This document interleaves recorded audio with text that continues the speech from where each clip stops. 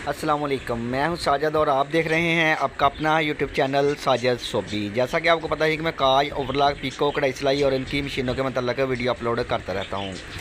तो जी आज हम डबल कट वर्क मोती पीको करना सीखेंगे जी। इस तरह से अपने कपड़े को थोड़ा सा फोल्ड कर लेना है और इसके ऊपर अपने कट वर्क पीको कर देनी है।